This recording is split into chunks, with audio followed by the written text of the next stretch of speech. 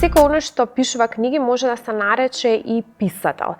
Која е разликата помеѓу автор и писател и дали авторството подразбира многу поширок спектар на уметничко творештво, одошто може да се заклучи тоа само со пишувањето на книги? Дали писателите во Македонија воопшто можат да живеат само од пишување на книги и колку читателските навики кај граѓаните ги промени амбициите помеѓу писателската фела во одлуката дали да продолжат да пишуваат и да творат книги на македонски јазик за македонските граѓани или сепак статистиките се обесхрабрувачки за писателите и нивната волја и желба, особено на младите писатели, да продолжат да пишуваат книги. За сето ова ќе говориме во продолжение со мојот денешен гостин Живко Гроздановски, кој инаку е писател, но и председател на Друштвото на писатели на Македонија, а вие останете со нас во продолжение и проследете го овој разговор кој што се однесува на книгите, на читањето, меѓутоа и на она страна која што ги твори практично книгите кои што ние ги читаме. Живко, ти благодарам што си денеска гостин во емисијата Мој збор. Ти си председател на Друштвото на писатели на Македонија, меѓутоа и на македонската јавност многу подобро познат како еден од како да кажам, актуелните писатели во Македонија и тоа од таа помладата генерација. Дефинитивно си некој кој што со своите јавни настапи не само што се врзани со состојбата и статусот на писателите во Македонија, туку воопшто и за општествено релевантни теми. Твоите коментари на вистина имаат одзив во јавноста и некако граѓаните се идентификуваат со тоа што го говориш и поддржуваат да бидеш гласноговорник и да ги толкуваш сите општествени појави кои што не обкружуваат се дел од нашето современие. Ајде за почетокот да почнеме со една многу интересна тема. Баш вчера разговарав со една гостинка што ми беше на подкаст за некоја случајност новинарка. И говоревме за тоа, таа ми постави прашање дали ти си писателка. Затоа што јас видов на Google дека имаш пишувано книги, дали ти си писателка.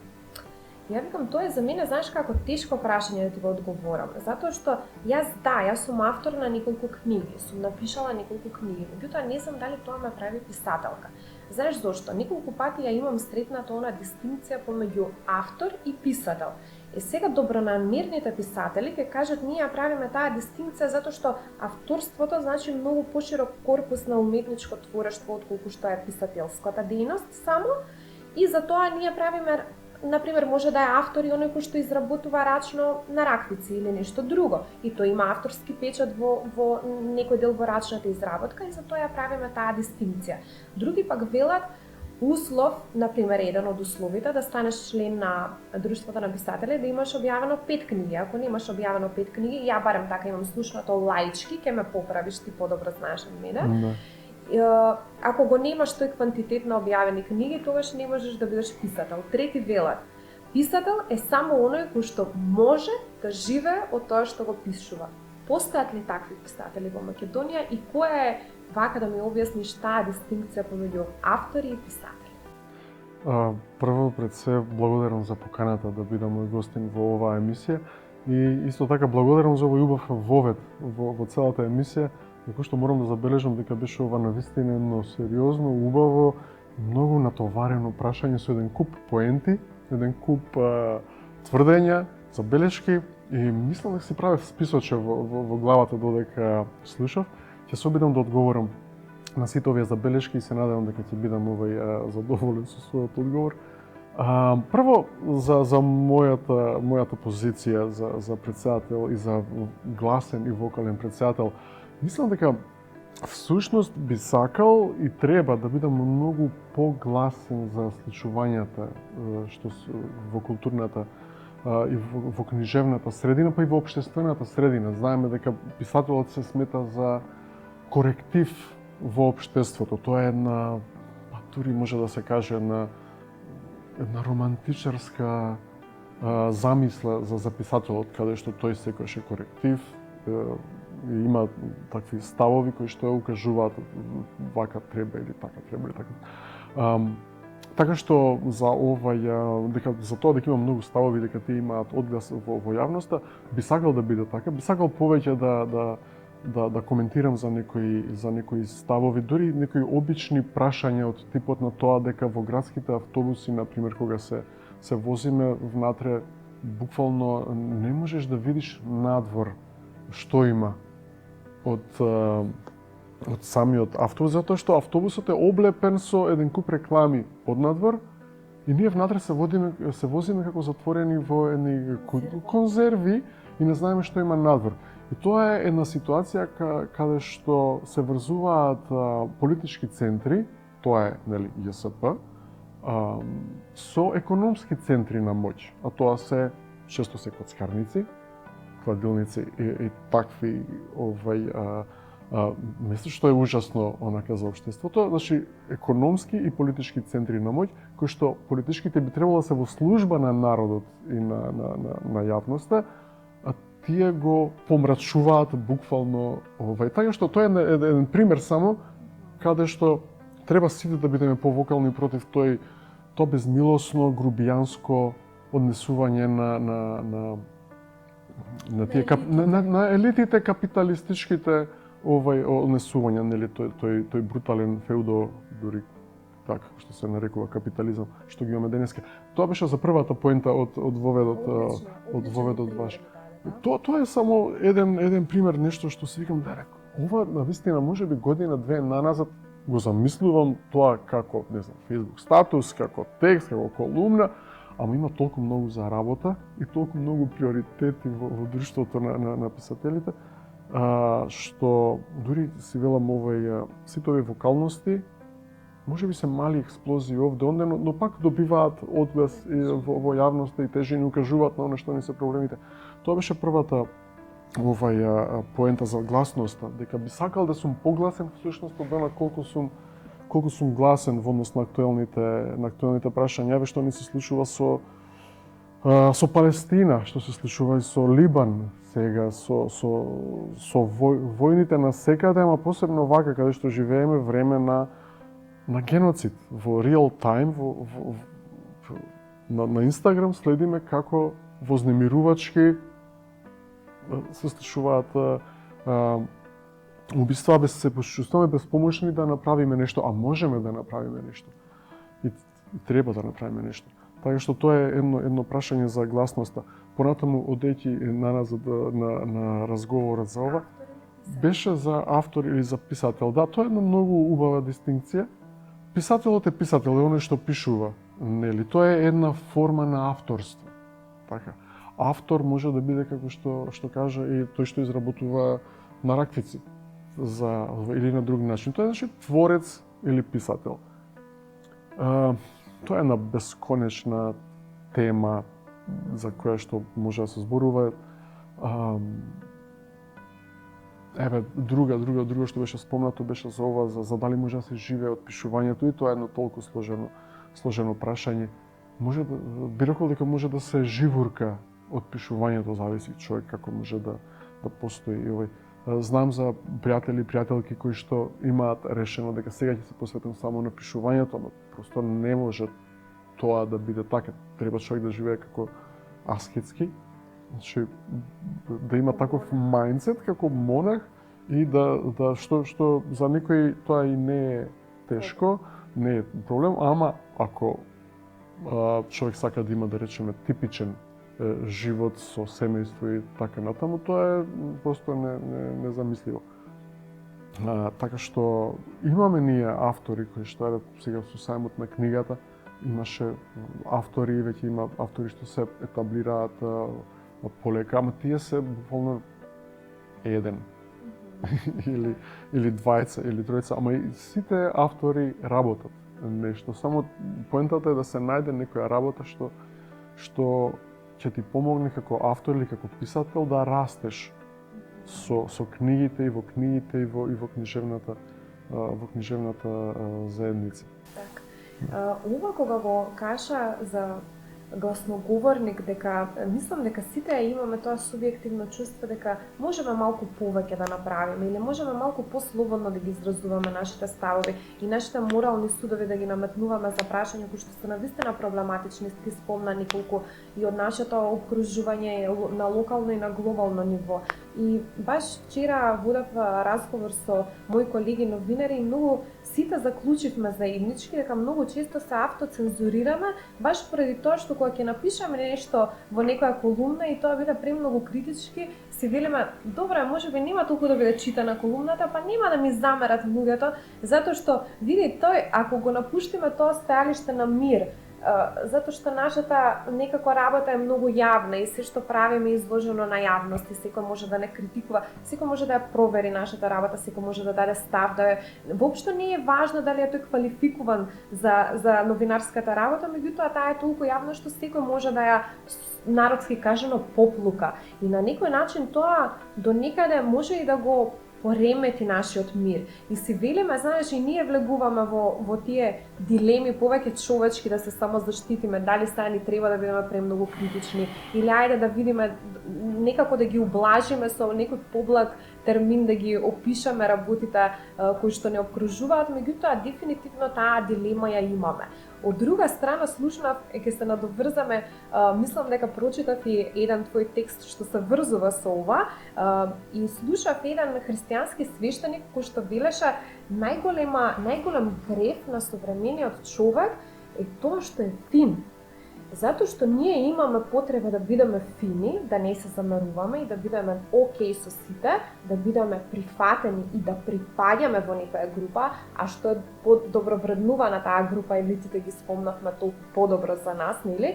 И од тоа потреба да бидеме фини, да бидеме прифатени, ние не сме доволно остри, а правичноста е практично едно острило и кога се бориме за правичноста, ние мора да бидеме остри. Тоа го кажа тој христијански свештеник, често предавање го слушнав. Сега, како ова е поврзано сето со твојата колумна, односно со твојот текст за удобството, односно, како го нарече? Текстот, наслов на текстот е тајната на неуспехот, нели тоа што си го читала пред некој ден. Тоа е буквално 2-3 пати го спомна клучниот збор незамерување. Има професорката Елизабета Шелева на еден израз во еден нејзин текст од една конференција за книжевната критика. Тоа е еден многу убав, богат текст, кој што е достапен и на интернет, нели, на тој текстот што го објавив, има и линк до самиот текст од професорката Шелева. Таа користи таму еден израз дека ние сме култура на незамерување. И тоа е култура на незамерување, тоа е многу убав еуфемизам. Значи, да не се замериме. Се само цензурираме, за да не се замериме. И исто и со свештеникот, што го спомнавме. Тоа е дека ние сме дали премногу фини, внимателни, ама тоа е повторно еуфемизам за дека ние сме всушност премногу лицемерни. Премногу лицемерни и премногу плашливи и премногу она што го нарекува Конески смачкано племе, потиснато смачкано племе, ама тоа што го нарекува, јас имав осуда, мала дигресија правиме, сега имав осуда и кон самиот Конески, зашто да се стави дека тој рикала во него болката, така рикаше во мене болката, дека сум роден во смачкано племе. Тоа се вели стиховите на Конески, толку често цитирани од неговата песна Спомен по многу години. Јас му замерував на Конески дека буквално фрла клетва, дава карактеристика на племето. Се додека не поминав низ мојата собствена работилница по креативно пишување и го зедов Конески како спореден лик и со него влегов во конфликт, и дојдов до крајот, до созерцанието, до сваќањето дека кога Конески вели смачкано племе, тој не мисли на еден конкретен народ. Не мисли на нас како, да речеме, македонски народ или како луѓе од Балкан. Тоа сите народи на светот се на повеќе или помалку смачкани и се дел од тоа смачкано племе. Сега ние треба да ја нашиот животен повеќе да ја надминуваме таа смашканост, таа потиснатост, таа нешто го нарекуваме ние незамерување, а во суштина лицемерие, калкулантство, поврзување со оние што се на некаква замислена позиција на моќ, која што после тоа моќта е толку проблематичен овој поим. И сега повторно правам мал. Да. Волјата за моќ е многу проблематичен термин. Особено кога зборуваме за пренесување на волја за моќ во меѓучовечки односи, тогаш е веќе нешто друго, да. Ама Ниче е, нели, во ред одпред. Јасно. Ма Ниче во неговите текстови има тој сериозен проблем со христијанството, например, ама работата е што наративот, сега да бидам како адвокат на свештеникот и на другите е безсмислено, ама наративот е многу на духовноста. Тоа не сакам да го наречам христијански наратив, зашто тоа е многу поширок. Наративот на духовноста е неколку милениуми стар. Тој е 3-4 милениуми наназад го потврдувале тоа тврдење дека ние сме тука всушност за служење, за да служиме едни на други. И тоа не е некакво идеализирање или романтизирање на раководните позиции. И јас, ако еве 2 години успеав воопшто да бидам претседател и покрај сите предизвици за кои што не се зборува во јавноста и не се гледаат, тоа е поради тоа сваќање на бидувањето на раководна позиција како на позиција за служење. И тоа е она што зборувам за природниот тек на нештата, тој мој концепт и систем на размислување, каде што на врвот оди служењето. Дека тоа е на врвот на таа една вертикала на вредности, и кога човек ќе свати дека служењето е на вистинското, дека ако служењето е таа здрава поента, таа има еден лажен близнак, тоа сакам да го замислувам како буквално како печурки, што сега дури смешно звучи, ама нели печурките се познати по тоа што има нели не, имаат лажни двојници. Значи има псилоцибин да речеме. Кај нас има псилоцибин, која што е сега на светско ниво многу популарна печурка со психотропни супстанции, и која што има со микродозирање се користи за надминување на многу PTSD, посттрауматски искуства. И тоа има клиники каде што го користат псилоцибинот за тоа. Сакам да кажам дека има печурките многу имаат многу хранливи својства и печурките, габите се сметаат за нервниот систем на планетата Земја, затоа што тие се исповрзани на еден начин. Но, од друга страна, ако се од една страна исцелителни, има печурката, што вире и кај нас, некаде на Шерпанина, мислам, или не знам каде точно. Има разговарано со луѓе што буквално имаат собирано таа печурка. Има двојникот на истата таа многу лековита печурка е смртоносен. Да. Така што, ако моќта, ние се придржуваме за моќта и за овој моќта има еден близнак.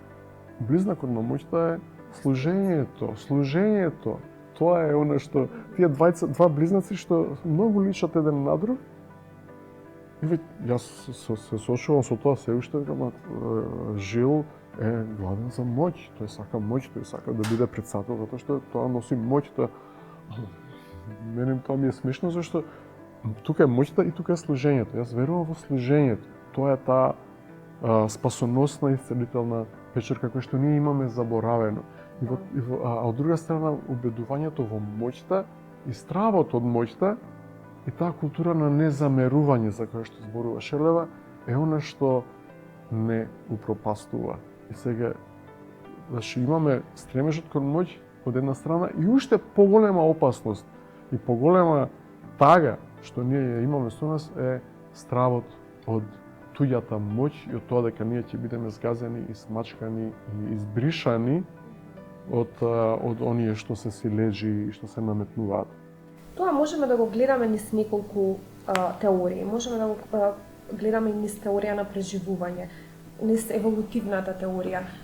Да, моќта сама по себе, доколку е деструктивна, може за нас да изгледа страшна, затоа што таа може да ни го загрози нашиот опстанок. Од друга страна, ти многу убаво кажа дека моќта дава една слобода за една бесконачна конструкција, доколку моќта е конструктивна енергија и се свати како служење, таа де факто може да донесе многу големи промени. Од друга страна, додека зборуваше, си правев интроспекција и сакав да ги најдам тие примери во мојот секојдневен живот, за да можеме нели ова поабстрактно рамниште и по-сликовито и поетски како што го водиме и на едно филозофско рамниште разговора, да можеме да го доближиме и до нашите гледачи. Можеби самиот факт дека треба да бидеме фини не е толку до нашата исконска потреба да го скриеме нашето лицемерие или нашето лицемерие да го направиме поблагородно или поубаво за публиката. Можеби тоа потекнува од времето во кое што живееме. Ти убаво го опиша времето во кое што живееме, каде што премногу сме зависни од односите, од системските односи околу нас. Во смисла на мораме да бидеме премногу ангажирани.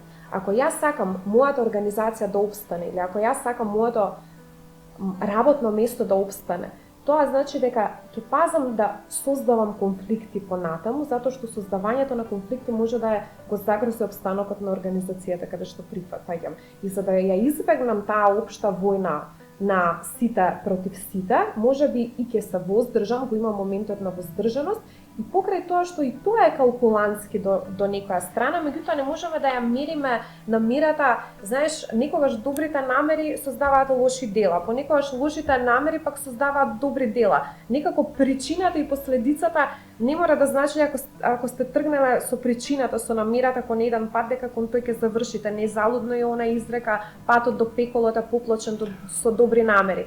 Сега, што значи во пишувањето таа ангажираност? Дали писателот треба да биде нужно ангажиран и целосно врзан со времето во кое што припаѓа, и дали писателот треба едноставно да прави рефлексија на она што го сведочи во своето секојдневие, и ти како Живко Гроздановски денеска како писател да се чувствуваш обврзан да ги објасниш современите текови со рекламирањето на коцкарниците и со тоа што се возиме во конзерви, што немаме веќе можност да имаме поглед кон надворешноста, што е во друга смисла и многу символички представено. Тоа е исто така една ментална рамка во која што се наоѓаме и помеѓу информацијските текови, и медиумите, и пропагандите, и на што се не сме денеска изложени на виртуелната реалност.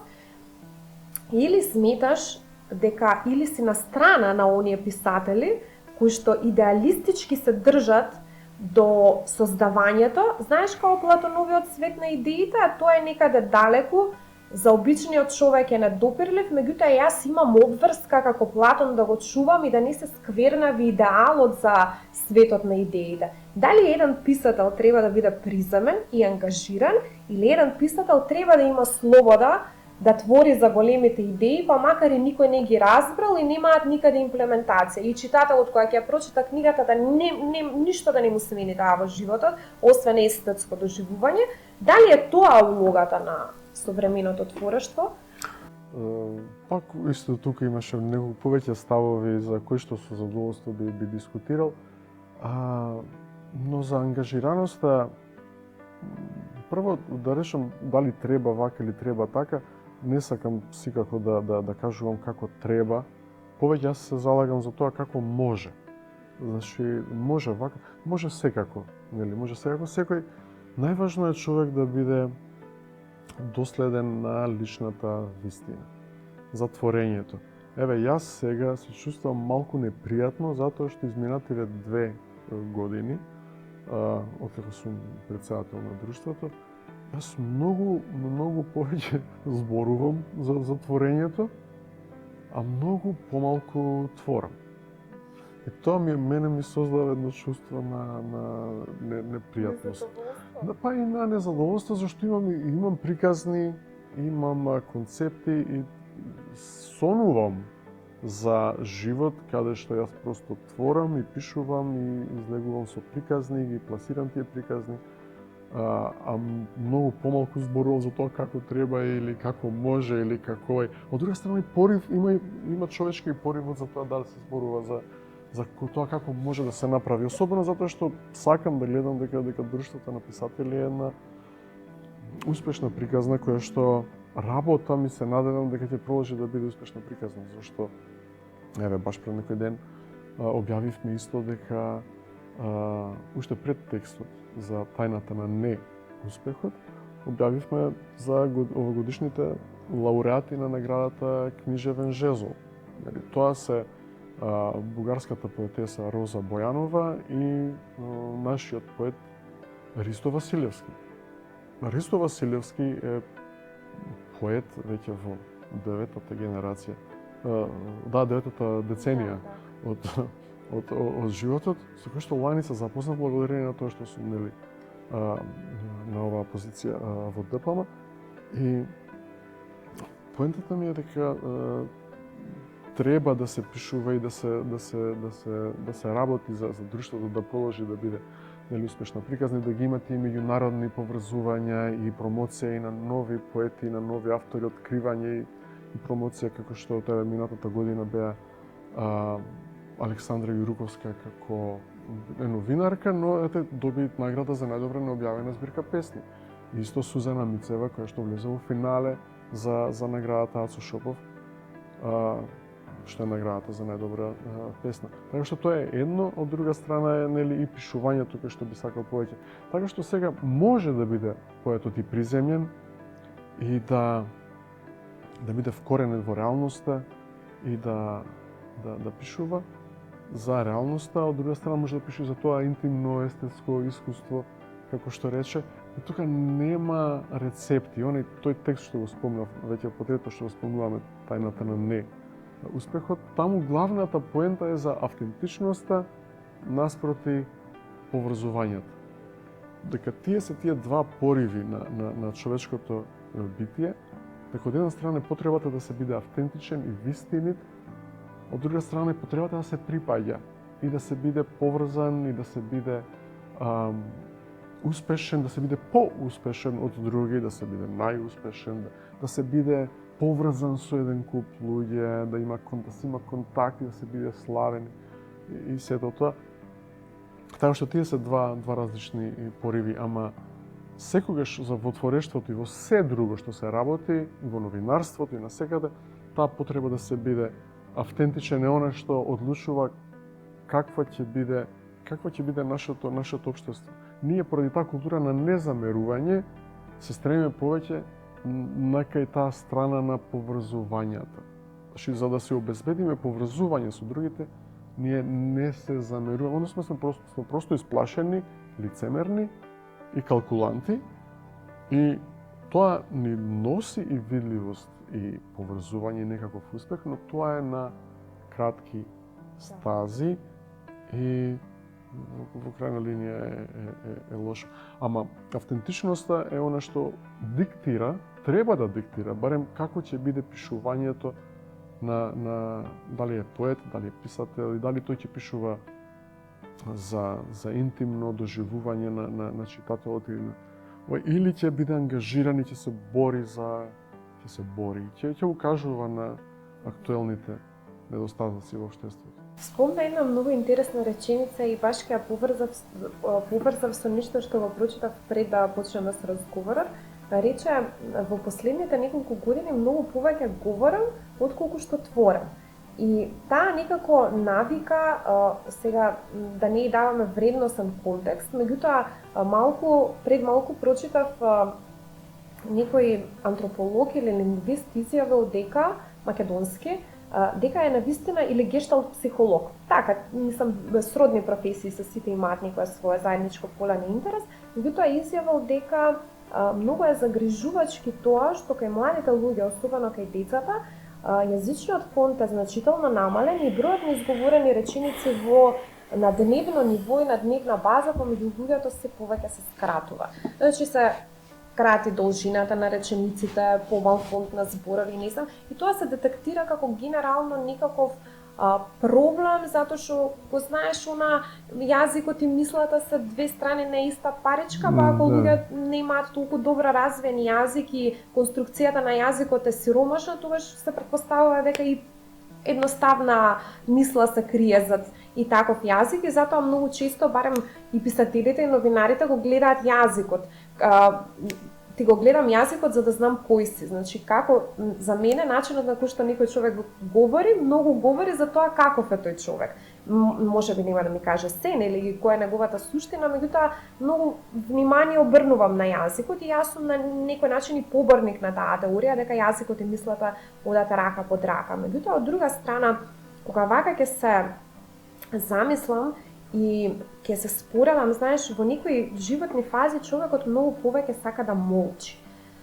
Затоа што кога сме млади сме многу поекстровертни, многу повеќе сакаме да говориме и кажуваме ствари, може понекогаш и што не ги мислиме и сме побрзо плети и зборовите што ги кажуваме некад не се подкрепени со наше собствено искуство. Може би само повторуваме некои туѓи мисли, само се може тоа празни флоскули што сме ги прочитале, знаеш.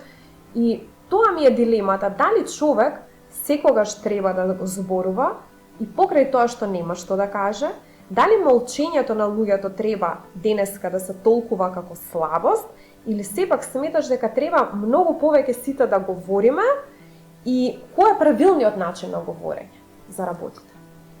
Може би малку префилозофско прашањето, меѓутоа ајде да го ставиме во контекст на тоа што си даде сам на себе забелешка и што каже дека си незадоволен затоа што многу говориш, а малце твориш, па ајде да видиме дали негде има средина помеѓу тоа, дали треба многу да говориме, кога треба да говориме, дали постои правилно време кога треба да говориме и дали молкот е злосторство. Молкот во одредени ситуации е соучесништво, и тоа е сосема јасно.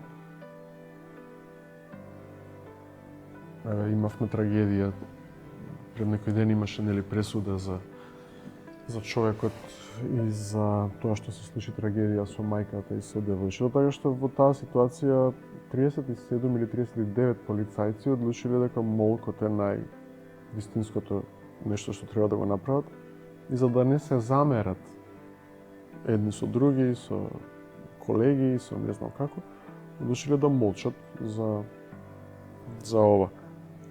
За насилството што се случувало. Така што тоа е за молката. Сега за зборувањето. Она што го кажав во последните 2 години, дека многу помалку творам отколку што зборувам. Јас исто така, да, оно што творењето или автентичноста, вистинската моја автентичност што излегува е што да напишав, се префалив на песни. Се некако имав настапи во Прилеп на Слем фестивалот. Тоа е нешто што се организираше по 15 пат. 15 години со ред го организираат во Прилеп. Браво. Значи, тоа е... така што тоа беше еден сериозен, многу убав издувен вентрил таму, а и со булевар Ослободување организиравме пред месец-два во Буква. И покрај ангажманот со друштвото, викам мора да се направи тоа, и ете испадна и таму еден прекрасен настан. 4 настани беа еден по друг. Имавме таму, зборувавме и за уредување. Уредувањето како една многу важна работа, што многу кај нас е дури и табу тема, затоа што не се уредуваат книгите баш. Така што дали кога да се молчи, дали да се молчи, кога да се зборува и тоа нема одговор еден. И јас сум нема врска, многу е конкретно и многу е јасна. Но јас сум во една противрачна ситуација ставен, каде што јас сега зборувам за зборувањето и за тоа дали и многу или е малку, Така што малку е иронична целава поставеност на нештата. Би сакал повеќе да творам и да зборувам за туѓото творештво или за моето творештво или за нечие творештво и да искажувам. Така што повторно ќе кажам дека може и да се зборува и да се молчи, но важно е повторно да биде тоа автентично, да не биде со таа исконструирана надмена, туку исконструирана вештачка, лажна желба да се виде, да се зборува колку за да се биде виден некаде, туку има луѓе што сакаат да бидат членови на жири комисии затоа што сакаат да дадат награда некому. И да се сликаат со добитникот на наградата. И тоа е едно поврзување на таа хоризонтала помеѓу автентичноста и поврзувањето што да, комшијата што нема врска со книжевност и уште некој таму што ќе биде лицемер па ќе ти лајка на Facebook дека да, ти си во жири комисија и дека си дал награда. Тоа е едно, ама самата книжевна заедница, ние сме на мала средина и знаеме која книга и колку вреди и се и квалитетот е и зошто и како и што. Така што е може да се зборува, може и да се молчи, важно е пак речено да се биде автентичен на себе си. Знаеш, како дори одговараше ова, ми текна на една теза на Харари, која што, не знам, вака антрополошки, искуствено, историски, дали ја потврдена, меѓутоа е многу здраворазумска и вака се впива на прво читање. И он вели дека Homo sapiensот не бил толку доминантен тип на човек, вид на човек. Меѓутоа, единствена карактеристика и способност, сакам да кажам физички, нити бил доминантен во смисла на висина, нити на канџи, нити на остри заби, нити бил многу подобар ловец. Меѓутоа, единствена карактеристика што Homo sapiensот ја имал како предност во однос на сите други е трачот. Можноста да трача, односно да ствара сојузништва. Да озборува. Да озборува. Поентата е дека групирањето помеѓу луѓето практично се смета за еден начин како луѓето полесно да преживеат, односно да ја поведат природата, и тоа еволутивно така личи дека е здраворазумски прифатливо. Меѓутоа, од друга страна, кога ќе видите дека тоа сојузништво ствара многу големи неправди, особено во вакви ситуации кога треба да се цени автентичноста, а таа се поттиснува поради тоа што некој е член на комисијата, на жири комисијата која што треба да додели некому награди и сите тие лукративни намери, се гледа дека на некој начин тој наш елементарен, можеби примитивен порив да бидеме негде, да припаѓаме негде, целосно ја тишти таа потреба да бидеме микротворци на светот. И се што создаваме практично, таа автентичност, јас мислам дека не постои човек кој што не е автентичен, без разлика на што. Дури да се занимава со земјоделие, има начин, свој начин на кој што ја коси тревата. Има своја метрика по која што тоа косење на трева изгледа баш така, само доколку тој ја искоси така.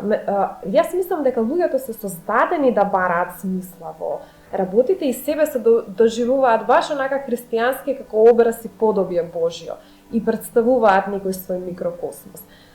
Со што би ја заклучила денешната емисија? Ајде малку да збориме и за вештачката интелигенција. Може ли вештачката интелигенција да биде креативна? Може ли вештачката интелигенција да биде автор? Нас, например, вчера ни стигна нацрт за етички кодекс на новинари, во кој што се тврди немојте целосно да користите, мислам сега јас нормално симплифицирам, меѓутоа во смисла е немојте да користите целосно генерирани текстови од вештачка интелигенција. А што значи тоа целосно? Значи 90% може да се генерирани, а 10% да се авторски, или кој е соодносот, или воопшто треба да се признае авторството на вештачката интелигенција, или треба да го подпишеме текстот да признаеме дека вештачката интелигенција е автор. Што да правиме сега со вештачката интелигенција? Да ги помрси конците малку. Баш многу размислувам за вештачката интелигенција и ја користам вештачката интелигенција. Баш пред некој ден во средата имавме работилница во Штеп, во која што зборувавме за преведувањето, за книжевното преведување и баш со луѓето зборувавме за тоа дека дали во преведувањето може да се користи вештачката интелигенција, дали во пишувањето може да се користи вештачката интелигенција. А пред 2 недели бе во жири комисија за некои песни, детски песнички. Во општина Илинден организираат денови на културата на општина Илинден и тие имаат поврзаност со друштвото на писателите и ние со овој од друштвото треба да одбереме некои од учениците за песнички. Сега тука наеднаш изнаредив неколку теми, ама се навраќам наназад. Во тие детски песнички темата што им ја дадов, да не биде на пролета во нашиот град, им предложив ајде да им биде темата на учениците патување во моето омилено место во светот. Нели, посакувано место во светот. Имаше доста песни и творби и имаше една творба, нема да кажам која е, од внимателност да не нешто, која што очигледно беше од вештачка интелигенција направена.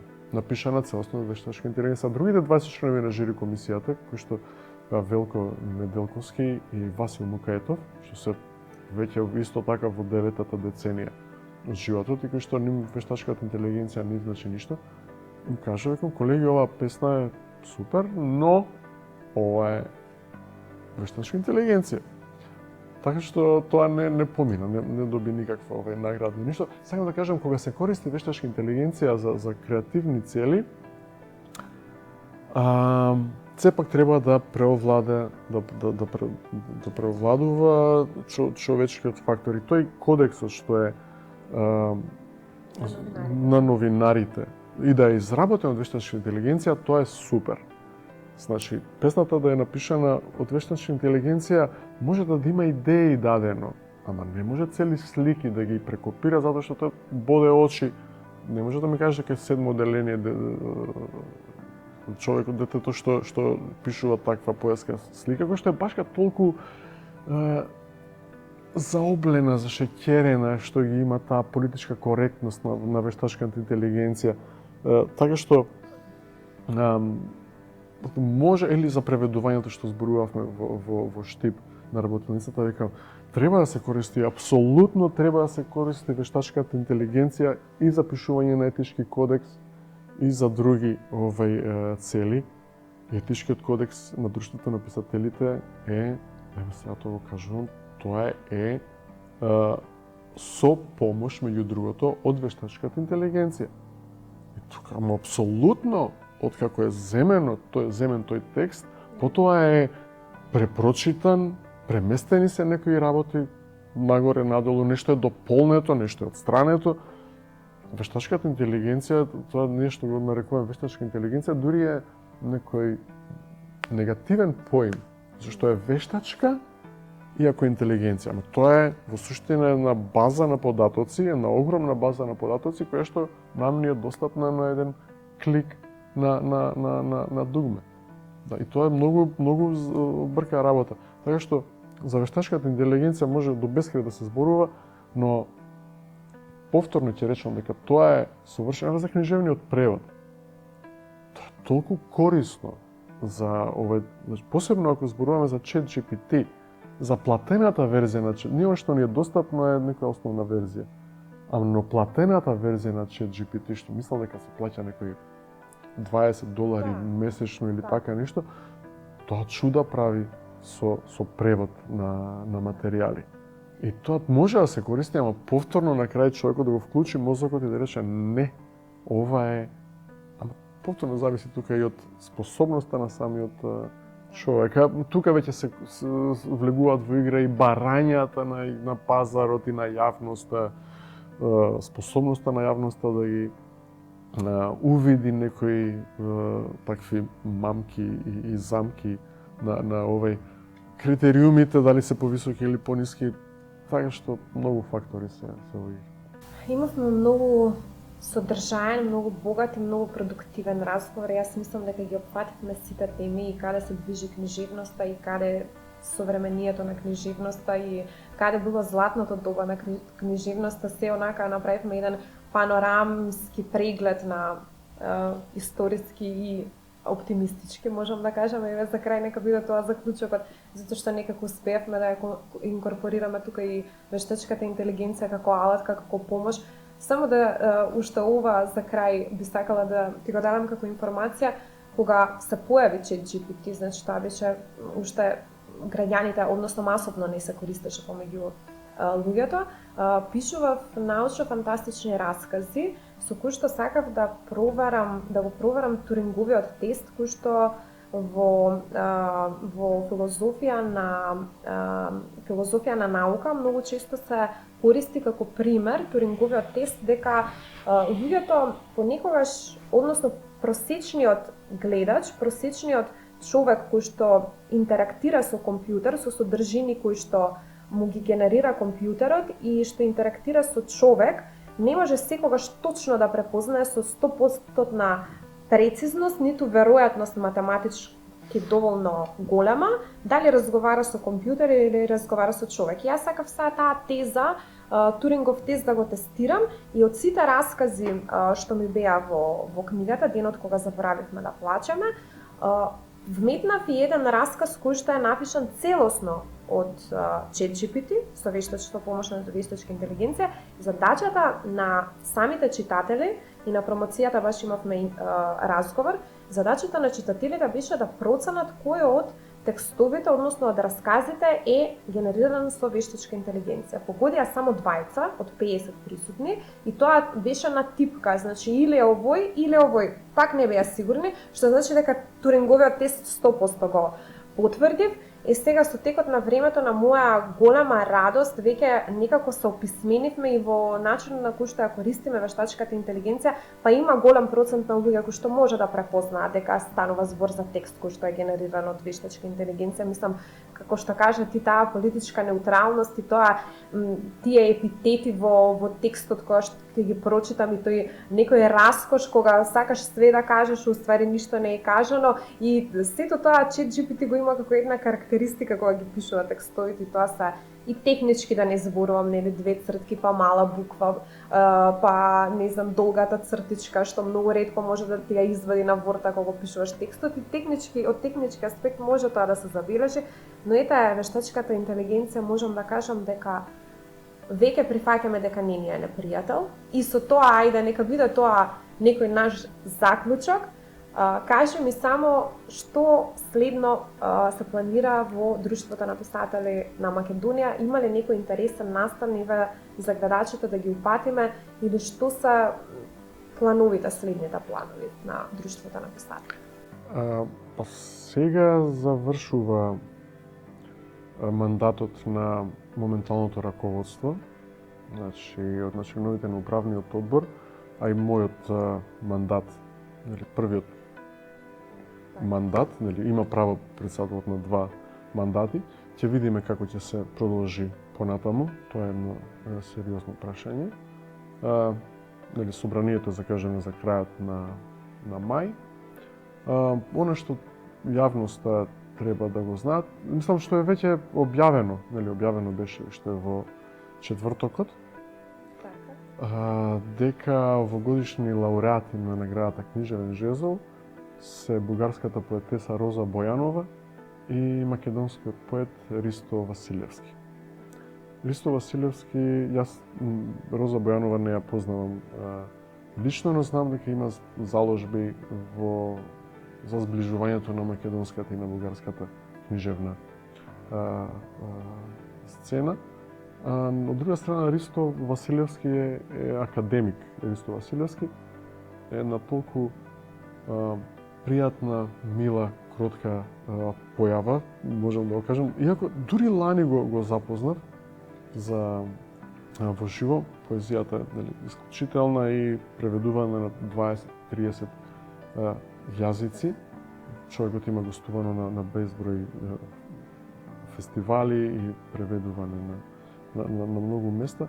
И наградите Книжевен жезл ќе бидат врачени на 20 јуни во Друштвото на писателите, така што до јавноста, да, тоа е еден настан на кој што јавноста може да учествува. Следна активност што ќе биде во друштвото е на 20 мај ќе биде врачувањето на наградата Роман на годината за оваа година. Тоа е нешто на кое што може да учествува, да биде присутна и јавноста. А на 30 мај ќе имаме собрание годишно, изборно. Тоа е нешто што е за членството и за новинарите. А потоа на 20 јуни, и тоа е отворено за сите, и тоа е отворена покана и до вас и до сите, ќе биде врачувањето на наградата Книжевен жезол, која што пред некој ден беше објавено во четвртокот, дека овогодишни добитници се Роза Бојанова од Бугарија, поетеса, и академик Ристо Василевски од Македонија, кој што е еден исклучителен поет. Со задоволство се гледаме тогаш и ти благодарам што беше гостин во емисијата Мој свир. Уште еднаш благодарам за поканата. Некогаш да се биде писател било благородна дејност и навистина писателската професија се издвојувала како една посебна професија од која што лагодно можело да се живее.